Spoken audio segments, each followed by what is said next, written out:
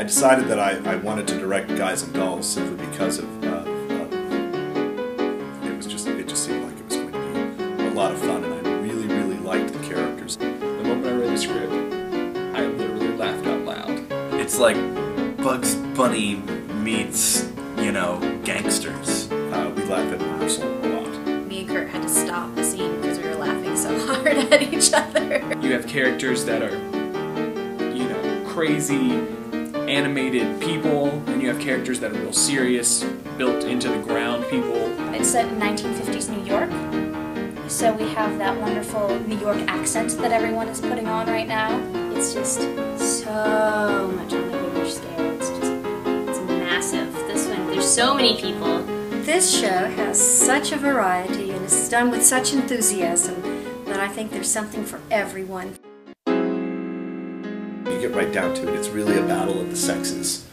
And you know, the whole men are from Mars, women are from Venus thing is very much at play in Guys and Dolls. There's a reason why Nathan and Adelaide are interested. He's been engaged for 14 years to Nathan Detroit. She's extremely dramatic and over the top about everything. I think she's a little stubborn, and she's just not willing to lose to Nathan. You know, like she's gonna win. You know, she's gonna get her way.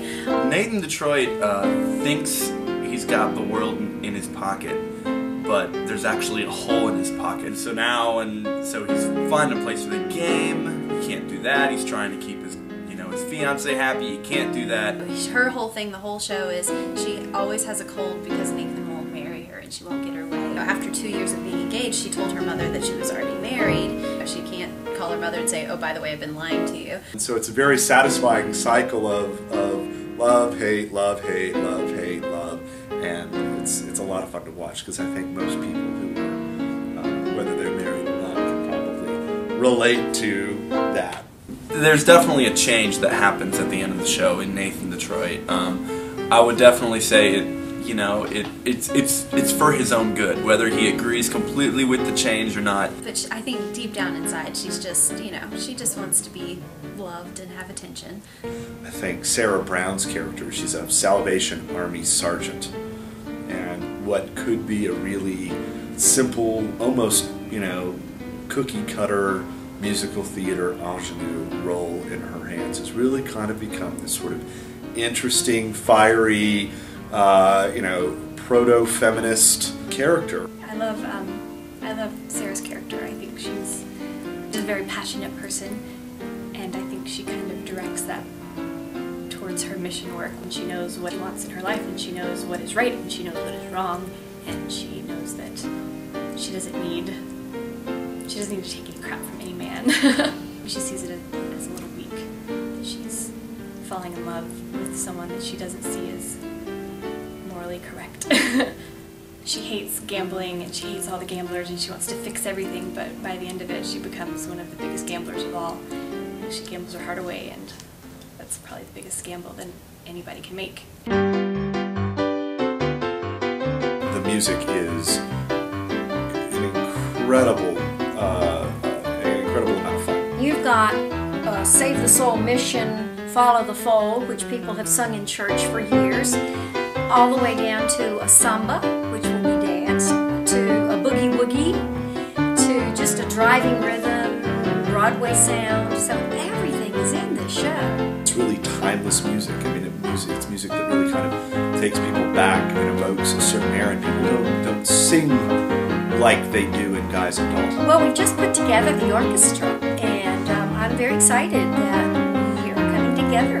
We have musicians that are coming from Candler and Waynesville, on around through Asheville, Micaville, Spruce Pine. I mean, we have musicians that are coming from all over. It's just going to be great when we have live singers with live musicians and we can stop and start together. As a soprano, I love to sing, I'll know. But as an enjoyer, I think Hot Bucks songs, Bushel and a Peck, because I would use that and sing it to my own little girl when she was little. I dance in that, and I have to do a toe touch off of a platform in high heels, and it's extremely exhilarating and extremely dangerous and extremely fun. I mean, the tunes are all very catchy, so I'm sure they'll walk away singing Luck Be a Lady or something like that. I try to find plays that are going to excite the imaginations of the people who are working on the productions.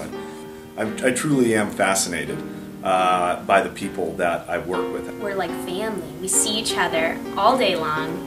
All of our different interns have been doing such wonderful work. In a few days we're starting tech rehearsals in which we add most of these technical elements, and that is where the stress begins. I don't think that any productions could go up in the theater if there wasn't for the interns. We do all like the slave labor basically. Ashley Shaw, who stepped up to be the most wonderful props mistress, she MacGyvers things out of like thin air. As props mistress, I am in charge of every single prop that goes on and off stage. You're like, oh, we need this. Oh, I don't think we can really afford that. It's like, oh, here it is, and it looks beautiful. She's like, I spent 15 cents and 13 hours and I made you something. You're like, thank you. That's great. And tonight we're having a dress parade, so tonight I get to see everything together, and Andrew gets to see it all tonight, so I'm kind of excited, especially with Adelaide's bushel and peck dress. I'm trying to make her a sexy chick, and so I just got this big frumpy yellow dress, and I'm playing with it now, adding feathers, adding just little things to it, a little crinoline underneath, and trying to make her look not so frumpy. We have a unique set element called a periactoid, which is a Greek word. It's a triangular prism that has 3 sides, and you turn it so you can have one stationary set piece become multiple different locations. So we have one scene that's the sewers that the gamblers use for the scene with Luck Be a Lady, one of the famous songs from Guys and Dolls, and then there's another one from like Havana. Usually a periactoid is just 3 flat surfaces. Ours open and close, and people come in and out of things they're not supposed to come in and out of. You have no idea how cool a periactoid can be until it opens. I get so excited, shivers grow on my arms. I'm like, oh, it's opening! It actually, like, people can go in there. We think that we work hard, and then there's Andrew Ball, our boss, who owns the theater. That man works harder than any other man I know, so.